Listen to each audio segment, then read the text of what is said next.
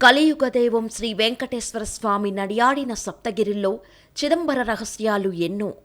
ఎవరూ ఊహించని పౌరాణిక విశేషాల నెలవు కలియుగ వైకుంఠం. తిరుమలలో వేదాలే శిలలు అయ్యాయని మహాకవులు చెప్పే మాట. అడుగడుగునా అంతుచిక్కని ఎన్నో రహస్యాలు, మరెన్నో ప్రశ్నలకు సమాధానం హైందవ శాస్త్రంలోని భద్రంగా లిఖించబడినదని వేద పండితుల వాదన. వాటిని రుజువు చేసేవే శిలాశాసనాలు. ఇలా శాస్త్రోతంగా ఏర్పడిన ఆలయాల్లో అభిషేకాది ధూపదీప నైవేద్యాలతో వెలిసిన మూలమూర్తికి ఆరాధన చేస్తారు. అన్ని ఆలయాల్లో చేసే ఆరాధనలు ఓ ఎత్తు. శేషాచలంపై శ్రీనివాసుడు కొలువై ఉంటే అంజనాద్రి పర్వతం కింద కొలువైన గోవిందరాజస్వామి ఆలయంలో పూజా నివేదనే వేరు. శ్రీవారి అన్నగారైన గోవిందరాజునికి పూజా నివేదనలో అభిషేకం ఎందుకు చేయరు? శుద్ధతో స్వామివారి ప్రతిమ ప్రతిష్ఠించాల్సిన ఆవశ్యం ఎందుకు వచ్చింది? మంచినీళ్ల కుంటలో ఒంటరిగా ఉన్న గోవిందరాజ పెరుమాళ్లకు సంబంధమేంటి? 10వ శతాబ్దంలో తమిళనాడులోని చిత్రకూటం, నేడు చిదంబరంగా పేరుగాంచిన ప్రదేశంలో పల్లవులు దేవేరులతో కలిసి ఉన్న గోవిందరాజ పెరుమాళ్ ఆలయాన్ని నిర్మించారు. అనేక ఆలయాలను దక్షిణ భారతదేశంలో పలు ఆలయాలు నిర్మించారు. అప్పటి నుంచి చిదంబరంలో వరదరాజస్వామికి సమానంగా పూజలు అందుకునే దేవదేవుడు శ్రీ గోవిందరాజులు. పల్లవుల తర్వాత రాజ్యాధికారంలోకి వచ్చిన చోళరాజులు శైవ ఆరాధకులు. విష్ణుమూర్తి దేవునిగా పరిగణలోకి తీసుకునేవారు కాదు. దీంతో వైష్ణవ ఆలయాలపై దాడులకు పాల్పడేవారు.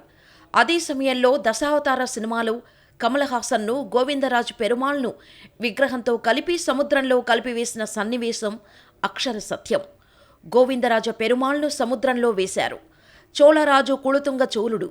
కొంతకాలానికి ఒడ్డుకు చేరుకున్న గోవిందరాజస్వామి ఆయన మహిమను తెలియచేశారు.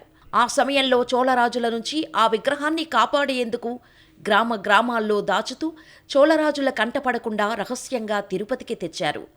కలియుగ దైవం కొలువైన శ్రీ వెంకటేశ్వరుడి సన్నిధిలోనే గోవిందరాజస్వామి వారికి ఆలయం నిర్మించాలనే ఆలోచనకు వచ్చారు. స్థానిక పాలకుడైన యాదవరాజు చేతుల మీదుగా 1130వ సంవత్సరంలో తిరుపతిలో గోవిందరాజస్వామి వారి ఆలయం నిర్మించారు. అప్పటి నుంచి ఎంతోమంది రాజులు, పాలకులు స్వామివారి సేవలో తరించారు. ఈ ఆలయాన్ని విజయనగర సామ్రాజ్య రాజులు అభివృద్ధి చేశారు. అయినప్పటికీ చిదంబరం నుంచి తీసుకొచ్చిన రాతి విగ్రహం మాత్రం ప్రతిష్ఠించలేకపోయారు.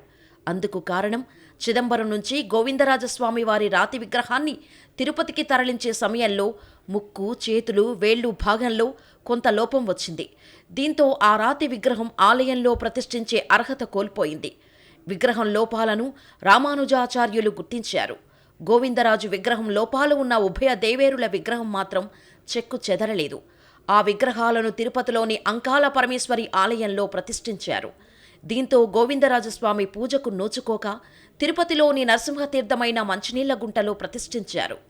ఓ రాగి చెట్టు కింద నిలువ నీడలేని ఆ గోవిందరాజునికి ఏడాది క్రితం భక్తుల విన్నపంతో టీటీడీ తిరుపతి మున్సిపాలిటీ మండపాన్ని నిర్మించింది. ప్రస్తుతం కొందరు భక్తులు గోవిందరాజ పెరుమాళ్లకు పూజలు అందిస్తున్నారు.